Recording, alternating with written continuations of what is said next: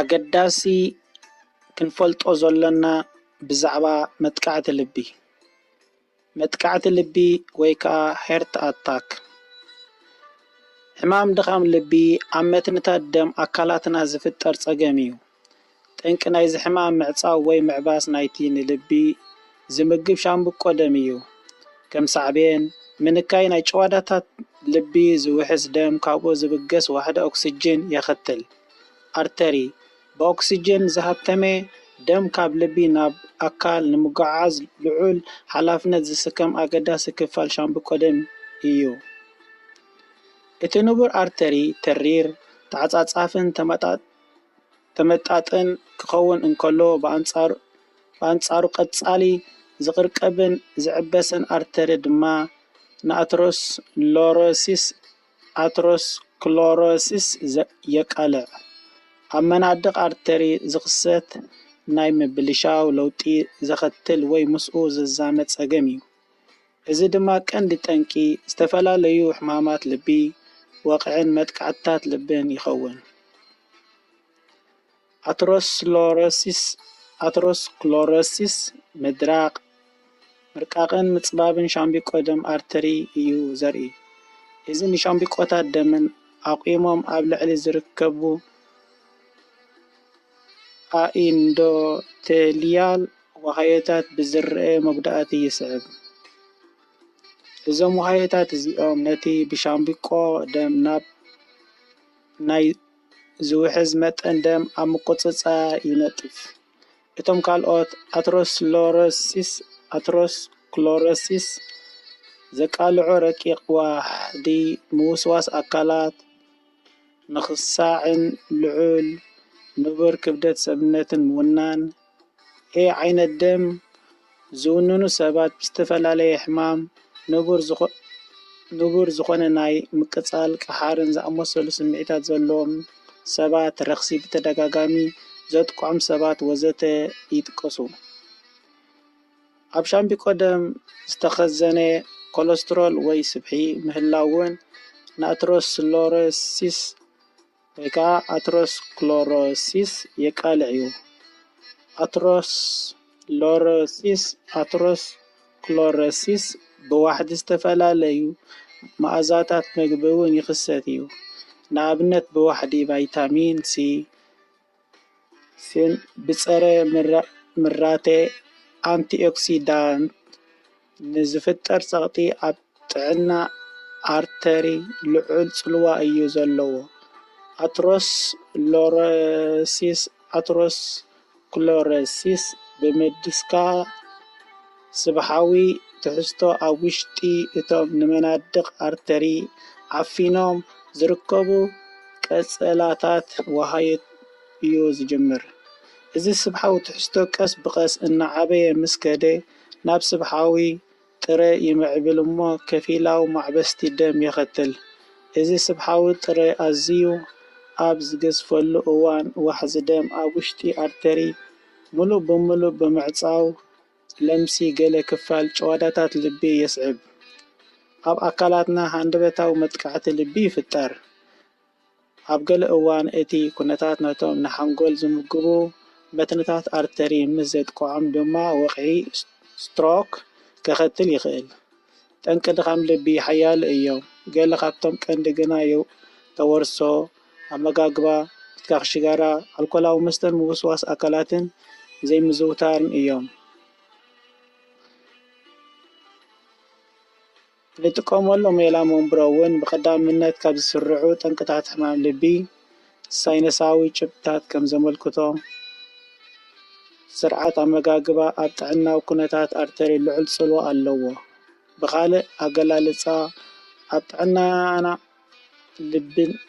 ልብና ዝውስን መሰረታዊ ነገር እዩ። ስለዚ ምትእትታው ለውጢ ኣብ ኣመጋግባ ነቲ ቅድሚ ኩሉ ዝስራዕ ካብ ሃንደበታዊ መጥቃዕቲ ልብን ማህሰይቲ ሓንጎልን ዘድሕን ስጉምቲ ምዃኑ ይንገር።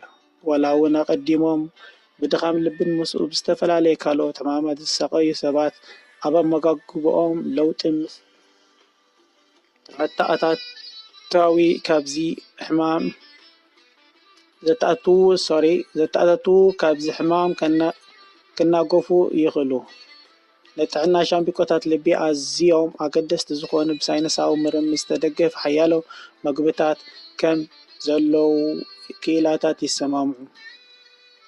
ገለ ካብኦም እንጣጢዕ ንጥዕና ልቢ ኣገዳሲ ምግቢ እዩ። እንጣጢዕ ልዑል ጽሕጊ ዘለዎ ዓይነት ጥረታት ብምዃኑ ካብ ምቕርቃብን ምዕባስን ሻምብቆ ኣርተሪ ይከላኸል።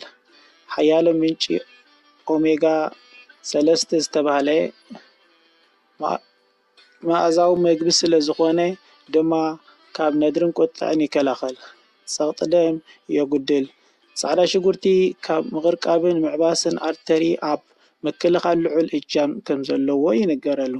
መጽናዕትታት ከም ዘመልክትዎ ጻዕዳ ሽጉርቲ ካብ ዝተፈላለዩ ሕማማት ልቢ ይከላኸል።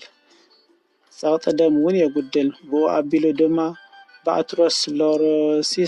ብኣተሮስክለሮሲስ ክጥቃዕ ንዘለዎ ተኽእሎታት የጉድሎ። ጻዕዳ ሽጉርቲ ኣብ ሻምብቆ ደም ዝኾነ ካልእ ቀጸላ ከይልጠፍ ኣብ ምጽራይ እውን ልዑል ተራ ከም ዘለዎ ተረጋጊጹ እዩ።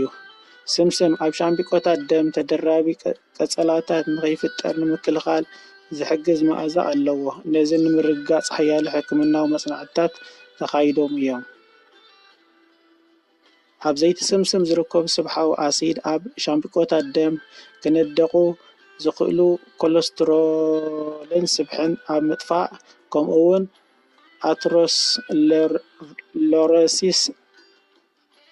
ኣተሮስክለሮሲስ ዘቃልዑ ጠንቅታት ኣብ ምእላይ ይጠቅም። ጅንጅብል ካብ ምራተን ምቅጻልን ኣብ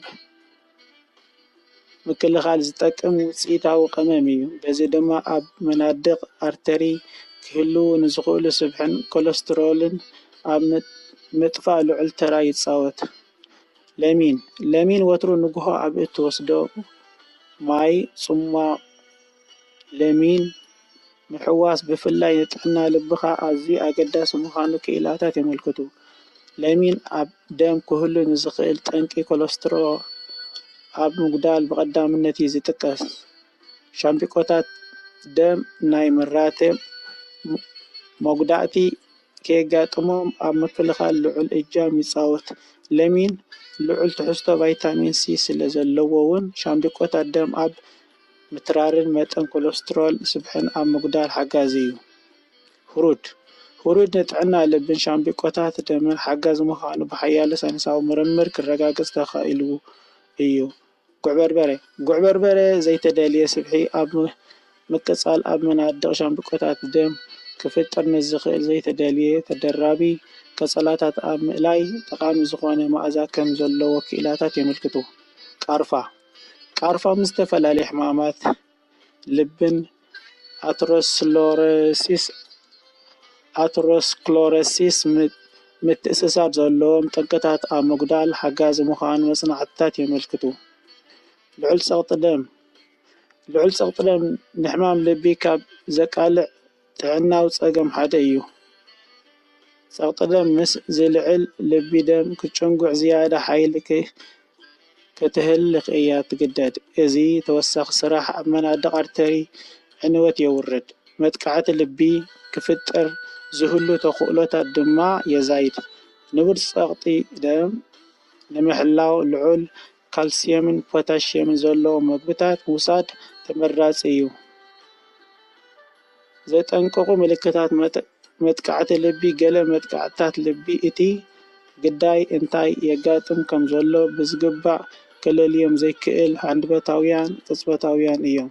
እንተኾነ መብዛሕትኦም መጥቃዕትታት ልቢ ዘገም እናበሉ ኣብቲ ግዳይ ዝኾነ ባህ ዘይብል ስምዒታት እናፈጠሩ ዝመጹ እዮም። ብርግጽ እቲ ግዳይ ክሳብ ናብ ሕክምና ብምኻድ ግቡእ ሕክምና ዝገብር እንታይ የጋጥሞ ከም ዘሎ ኣዳዕዲዑ ክፈልጥ ኣይክእልን ይኸውን።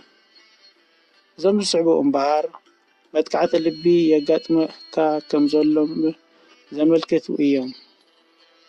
ዘይምችእነት ኣብ ኣፍ ልቢ፣ ኣብ ኣፍ ልብኻ ገለ ደቓይቕ ዝጸንሕ ብተደጋጋሚ ዘይምችእነት ይስምዓካ እንተሎ እቲ ምልክት እውን ጸጸኒሑ ዝመላለስ እንተኾይኑ ንመጥቃዕቲ ልቢ ተቓሊዕኻ ከይትህሉ ኣስተብል።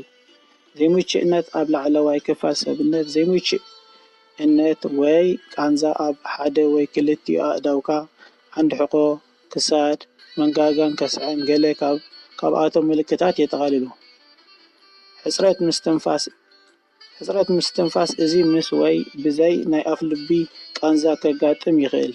ካልእ ምልክታት ከም ዕግርግር ምባል፣ ተደጋጋሚ ተምላስ፣ ምስዓልን ምዕባስን የጠቓልል። ነስተብህል ወይ ከዓ ኣስተውዕል። እዞም ኣብ ላዕሊ ዝተጠቕሱ ምልክታት ክስምዑና ምስ ዝጅምሩ ተቐላጢፍና ናብ ሓኪም ክንከይድ የድሊ። ምንጪ americanheart.org ዓምዲ ጥዕና። ይቐኒለይ ቻው።